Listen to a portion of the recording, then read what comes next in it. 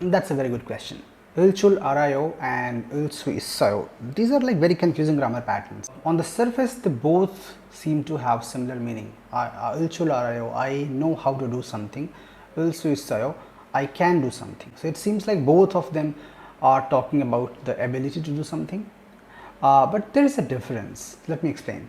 When you use ilchul arayo, you are basically focusing on your ability, your skills to do something.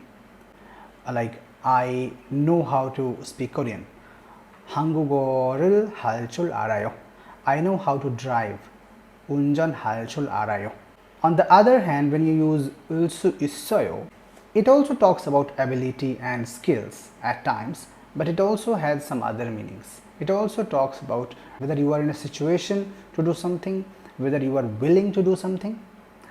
So, for example, I know how to speak Korean. You can also say 한국어를 할 수 있어요. Or I can drive. 운전을 할 수 있어요. So in those kind of situations, both the grammar patterns can be used interchangeably. But there are other situations. Let's say you ask your friend, can you go to the market today with me? 오늘 같이 시장에 갈 수 있어요?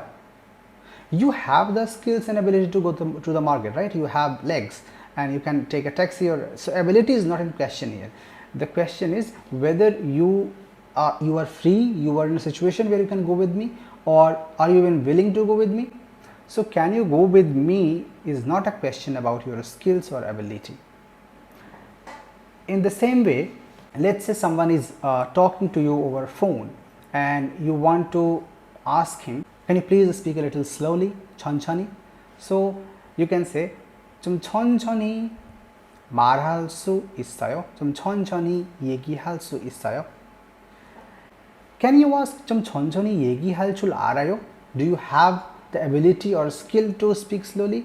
Or do you know how to speak slowly? That will be awkward, right? So in that situation, 일줄 알아요 cannot be used. Only 일수 있어요 will make sense. So if I recap, 일수 있어요 can almost everywhere replace 일줄 알아요. On the other hand, 일줄 알아요 cannot replace 일수 있어요 at every place.